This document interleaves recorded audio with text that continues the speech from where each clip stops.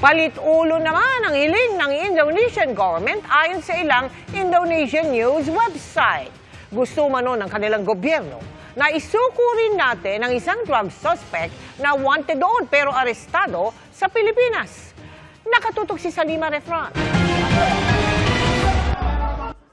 Kung mabilis na napauwi noon mula Indonesia, sina Sheila Guo at Cassandra Ong, hindi raw ganito ang sitwasyon ni dismissed Bamban Mayor Alice Guo. Hindi ganun kasimple, pero there are other issues between Indonesia and the Philippines that have to be resolved when it comes to this. Marami tayong pending incidents.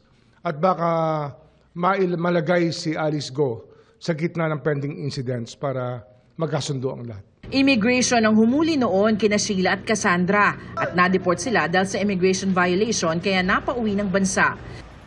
Indonesian police naman ang nakahuli at may hawak kay Mayor Guo, kaya PNP at Department of Interior and Local Government ang pangunahing kausap ng Indonesia tungkol dito. May mga bagay pa raw na kailangang plansyahin sa pagitan ng Pilipinas at Indonesia. It will depend on the certain elements and certain situations emanating from Indonesia at the Indonesian authorities at makikipag-usap rin tayo dyan.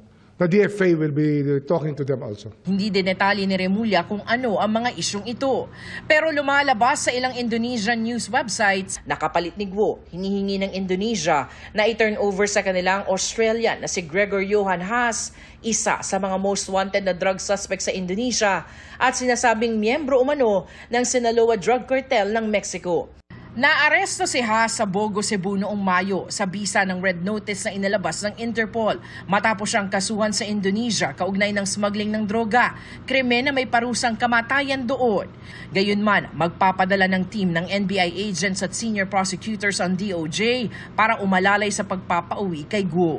May dinitingnan na raw ang Department of Justice na ilang immigration personnel na maaaring sangkot sa pagpupuslit kay Guo palabas ng bansa.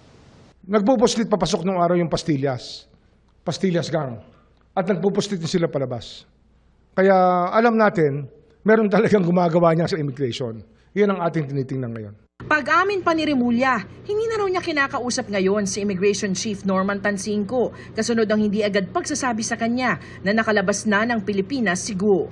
Umamin si Tansingco sa Senado na August 15 pa niya nalaman na wala na sa bansa si Guo, pero pinagbigay alam lamang sa DOJ noong August 20 o sumunod na linggo. Kasi nung nangyari ito, hindi niya naman ako sinabihan agad eh. Marahil alam niya na matagal yan bago ko nalaman.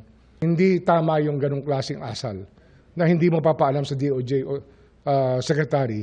Yun ang nangyayari sa opisina mo. Sinusubukan pa namin kunin ang pahayag ni Tansingco kaugnay sa mga pahayag ni Remulla. Ang PNP naman, nag-iimbestiga rin kung may mga pulis na tumulong sa pagtakas ni Guo sa bansa. And when lumabas po sa investigation po natin na meron pong mga pulis na tumulong po dyan, no sacred cow po dito, papanagutin po natin ang sinumang pulis na mapapatunayan po nating tumulong sa ginawa pong pagtakas po ni Alice Guo. Para sa GMA Integrated News, Salima Refran, nakatutok 24 oras.